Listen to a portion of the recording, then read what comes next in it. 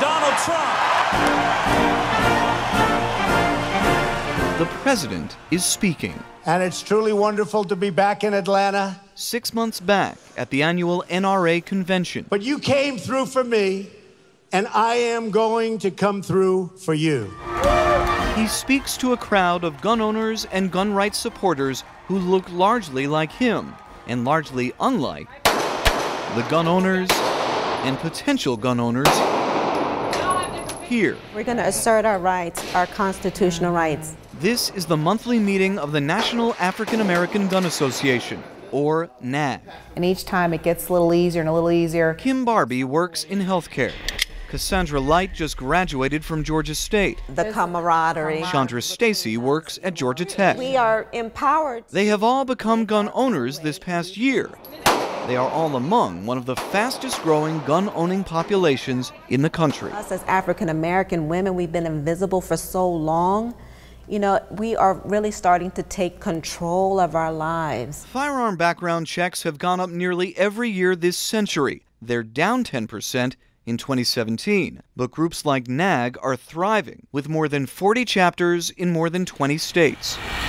Atlanta is its center. I would say about 80% of that growth has happened just in this last year. Are you ladies excited? Yes. Yes? Marshall Tigner leads classes like these monthly. Today might be your first time shooting, and if it's your first time, please don't let it be your last time. She spends an hour teaching, then her students spend an hour shooting. I felt powerful. I felt bigger than what I was. Chandra, Cassandra, and Kim gave similar reasons for arming up. I'm not going to be a victim. I'm protecting myself. We're all just trying to protect ourselves. But when I asked why they need such protection and why there's so much interest now, they turned to the man who 6 months ago spoke 3 miles away. These are dangerous times. And it's not what he said then, but what they've seen and heard. The next time we see him, we might have to kill him. Throughout. Get him the hell out. I would do stop and frisk. I'd like to punch him in the face, I'll tell you. Trump's rhetoric, it becomes acceptable to violate other people's rights. Hey, I can show I hate this group of people, and you know what? Trump's going to back me up. He's going to back me up.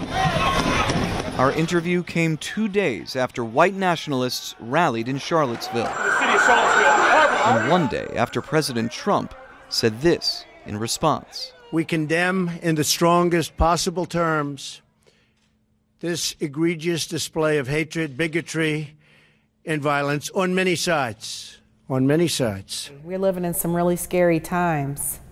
And yeah, since he's been in office, that's when my husband and I decided to purchase some firearms.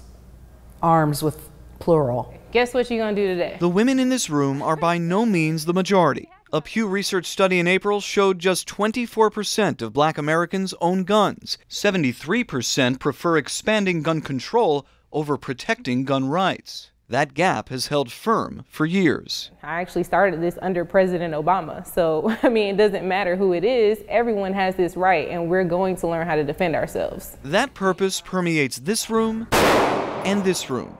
To have a right to feel empowered. And I'm gonna get a gun, and I'm gonna get it, paint roses on it, and I'm gonna blingify it, and you know, put all my little stuff on it, and I'm gonna carry it proudly. I am. You know, we're not willing to, take any steps backwards.